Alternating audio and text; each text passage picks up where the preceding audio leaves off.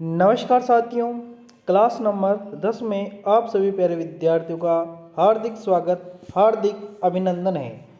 प्यारे विद्यार्थियों, अपन 5वें नंबर का पेपर को हल कर रहे हैं, जिसमें अपन ने 25 क्वेश्चंस पिछली क्लास में कर लिए थे। 25 क्वेश्चंस आज करेंगे, जिसमें ट्रेड थ्योरी यानी कि आपकी जो थ्योरी है उसका पेपर पूरा हल हो जाएगा। देखिए, ये जो थ्योरी का पेपर होता है इसमें वर्कशॉप कैलकुलेशंस और ईडी के क्वेश्चंस भी साथ ही साथ इसी में मिक्सड आते हैं, यानी कि इसी में मिले हुए आते हैं। तो इसमें इस वाली क्लास में आपको वर्कशॉप कैलकुलेशन के क्वेश्चंस भी देखने को मिलेंगे और साथ ही साथ ईडी के क्वेश्चंस भी इसी पेपर में आपको देखने को मिलेंगे। तो इस क्लास को देखने से आपको बहुत ज़्यादा फायदा होगा, इसलिए क्लास को अंतिम तक आप ज़रूर देखना, जिससे आपको पता चलेगा कि ईडी के और वर्कशॉप कैलकुलेशन के क्वेश्चन एग्जाम में कैसे पूछे जाते हैं। ठीक है, क्लास को अंतिम तक ज़रूर देखना, बहुत ज़्यादा फायदा आपको होने वाला है। और आपको बता दें, बेहतरीन तरीके से तैयारी करने के लिए चैनल को सब्सक्राइब अवश्य कर लेना और बेल आइकन को भी जरूर प्रेस कर लेना। प्यारे विद्यार्थियों, आपको ये पेपर सीरीज तो देखनी ही है, साथ ही साथ हमने जो आपकी निम्मी की जो पीडीएफ है उसको हमने वीडियो के रूप में पूरा पढ़ा रखा है। तो आपको डिस्क्रिप्शन में जाना है, वहाँ से लिंक मिलेगा, ज़रूर देख लेना। और साथ ही साथ एम्प्लॉयबिलिटी स्किल्स की जो सीरीज़ है उसको भी रेगुलर तरीके से ज़रूर देख लेना। सभी के लिंक डिस्क्रिप्शन में आपको मिल जाएंगे, एक बार डिस्क्रिप्शन में आपको ज़रूर जाना है। ठीक है, चलिए शुरुआत करते हैं क्वेश्चनों की। क्वेश्चंस जो कि 26 नंबर क्वेश्चन है इस पेपर का, जो कि पेपर नंबर 5 हम आपके सामने लेकर आए हैं। पेपर करने से बहुत ज़्यादा फ़ायदा होता है, ये तो आप सभी जानते ही हैं, क्योंकि इससे फ़ायदे ये होते हैं कि अपन को यह पता चलता है कि क्वेश्चंस कहाँ से आते हैं, क्या पूछा जाता है, किस टाइप के क्वेश्चंस बनते हैं, अपन को कितना पता है। ये सारे के सारे जो सस्पेंस होते हैं, इन सभी सस्पेंसों को हम क्या कर लेते हैं, पेपर को हल करके दूर कर लेते हैं। चलिए शुरुआत करते हैं क्वेश्चन नंबर 26, जो कि है एक टेनन आरी के कुंद दांतों को तेज करने के लिए किस रेती का उपयोग किया जाता है। देखिए, टेनन आरी क्या होती है, तो टेनन आरी टेनेंसा के रूप में जो औजार होता है उसमें उपयोग की जाती है, जिसमें इस तरीके से दांते होते हैं। अब इस तरीके के दांते हैं। अब यहाँ पर कहा गया है कुंद। कुंद का मतलब ये होता है कि ये दांते क्या हो गए हैं, भोटे हो गए हैं, इनकी धार कमजोर हो गई हैं। तो धार को तेज करने के लिए किस रेती का उपयोग करेंगे, तो यहाँ पर जो रेती काम में ली जाएगी वह त्रिभुजाकार रेती प्रयोग करेंगे, क्योंकि इसमें त्रिभुजाकार रेती फंसाई जाएगी और वहाँ से उसको रगड़ कर और इनके धारों को क्या किया जाएगा, तेज किया जाएगा। नेक्स्ट क्वेश्चन आपके सामने है, जो कि क्वेश्चन है RLC परिपथ के प्रतिबाधा की गणना करने का सूत्र क्या है यदि प्रेरणकीय प्रतिघात XL और धारतीय प्रतिघात XC से कम है। देखिए, XL जो है ना वो धारतीय प्रतिघात से क्या है, धारतीय प्रतिघात से कम है। तो यहाँ पर क्या होगा, प्रतिबाधा ज्ञात करनी है Z।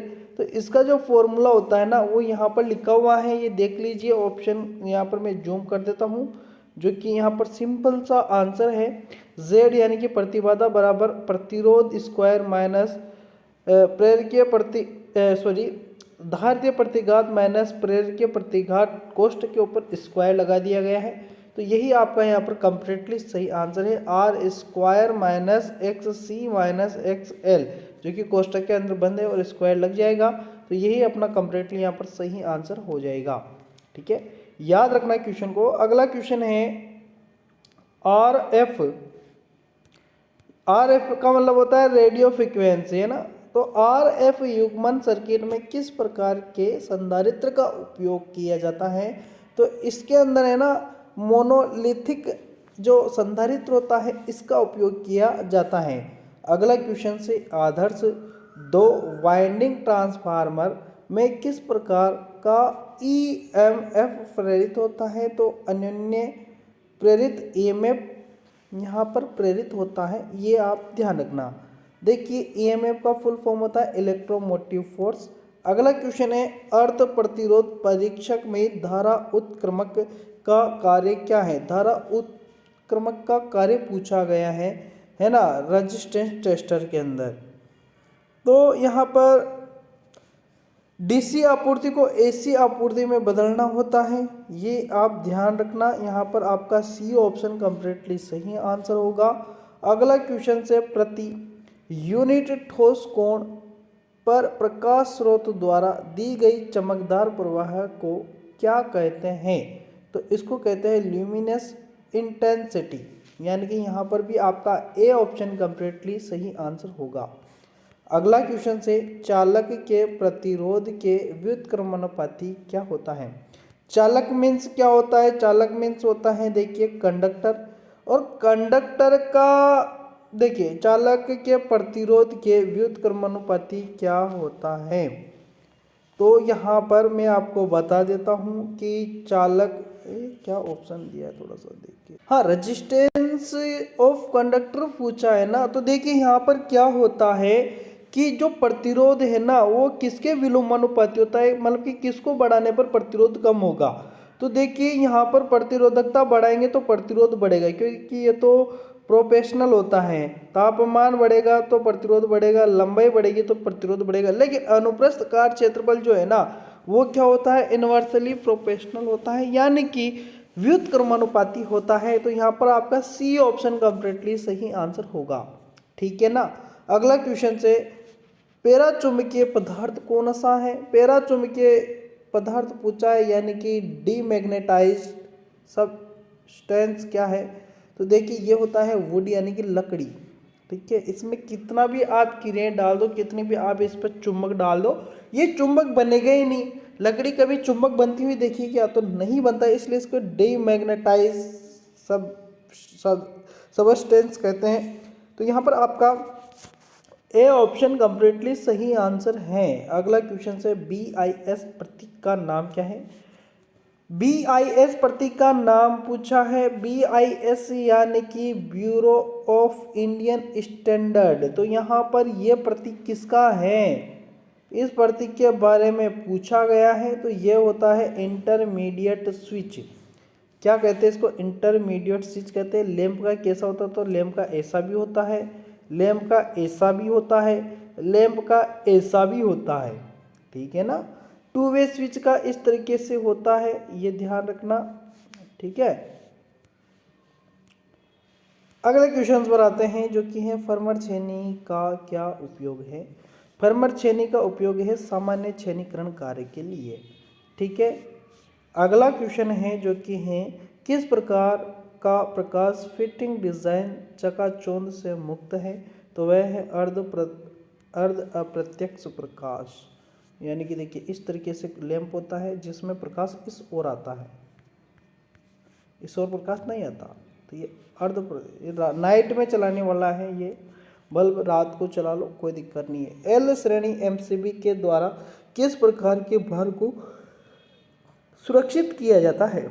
एल श्रेणी MCB द्वारा किस प्रकार के भार को सुरक्षित किया जाता है। तो यहाँ पर होगा एल से गीजर, याद रखना आप, ठीक है। गीजर यहाँ पर कंप्लीटली सही आंसर होगा। अगला क्वेश्चन जो कि है चल लोह प्रकार के उपकरण की पहचान कैसे करें। चल लोह प्रकार के उपकरण की पहचान कैसे करें। तो कोई सिरा अंकन नहीं है, इस तरीके से आप उसका क्या कर सकते हैं, पता लगा सकते हैं, पहचान कर सकते हैं। यहाँ पर थ्योरी के क्वेश्चंस होते हैं समाप्त। अब आते हैं वर्कशॉप कैलकुलेशन के क्वेश्चन, जो कि ध्यान से समझना।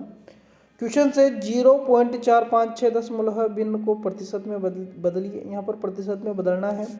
प्रतिशत में कैसे बदलेगा, देखिए 0.456 है ना, तो प्रतिशत में जब भी किसी भी संख्या को बदलना है पॉइंट वाले को, तो उसको इंटू कर दो आप 100 से। जिसे 100 से गुणा करेंगे तो 100 से गुणा करेंगे तो यहाँ पर पॉइंट हटेगा और 3 जीरो नीचे लग जाएगी। इन 3 जीरो में से 2 जीरो तो कटेगी, ठीक है, किससे, तो इन 2 जीरो से कट जाएगी। बाकी बचा यहाँ पर 10 का भाग लगेगा वापस से यहाँ पर 456 में, तो 4.5 हो जाएगा।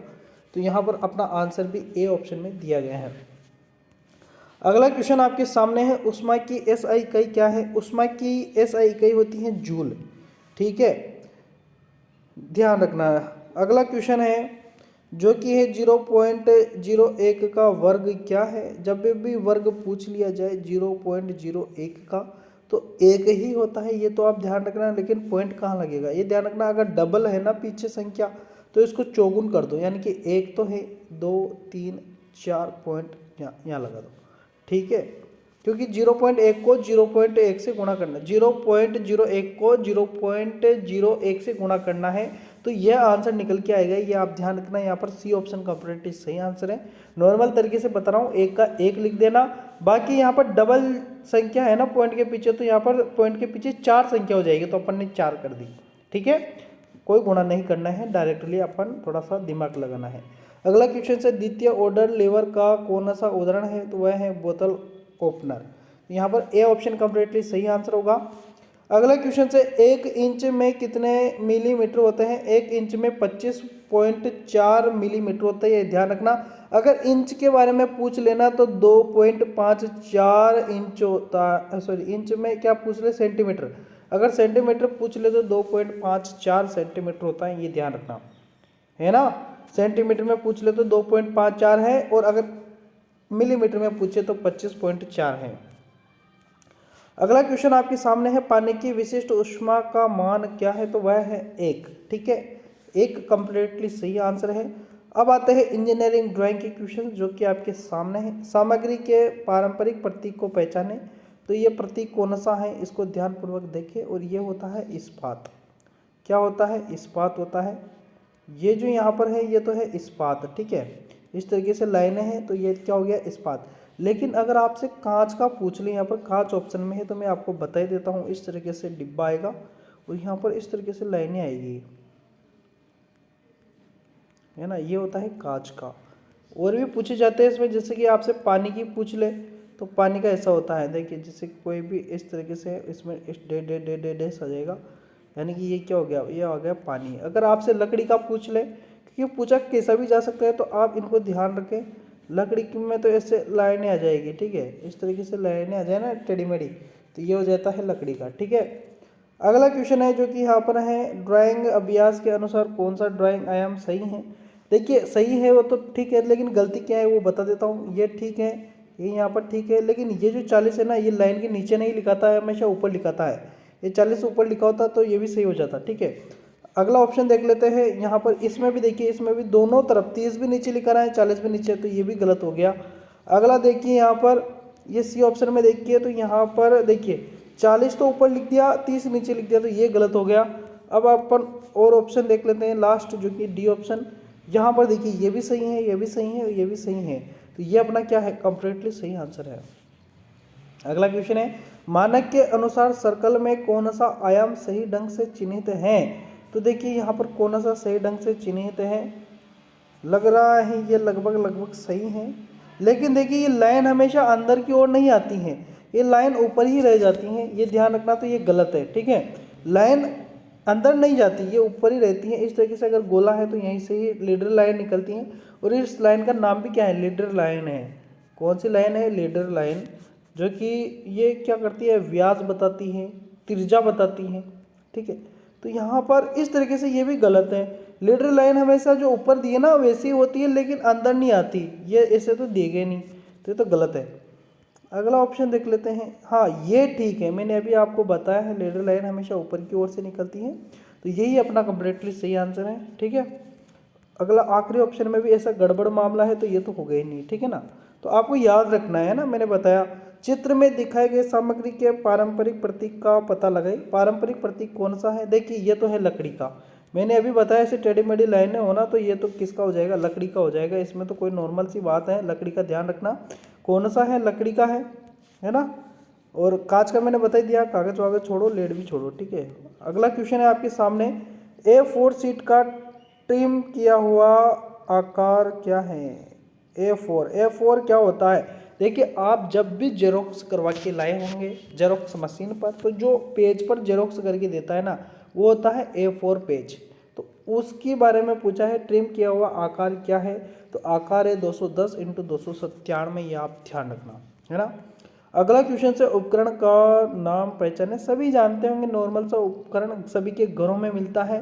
प्लायर है जो कि काटने वाला सरोता है, देखिए यहाँ पर प्लायर कहीं पर भी नहीं दिया, कंफ्यूज कर दिया। चित्र को देखकर तो खुशी ही कहा, एक तो जान पहचाना वाला क्वेश्चन आया, लेकिन यहाँ पर प्लायर का कहीं ऑप्शन नहीं है। यहाँ पर देखिए इंग्लिश में नाम दिया है प्लायर, हिंदी में नहीं दिया, हिंदी में सरोता दिया है। तो याद रखना, इंग्लिश भी पढ़ लेना, अगर हिंदी में समझ में ना आए तो कटिंग प्लायर है। ठीक है, तो यहाँ पर डी ऑप्शन कंप्लीटली सही आंसर है।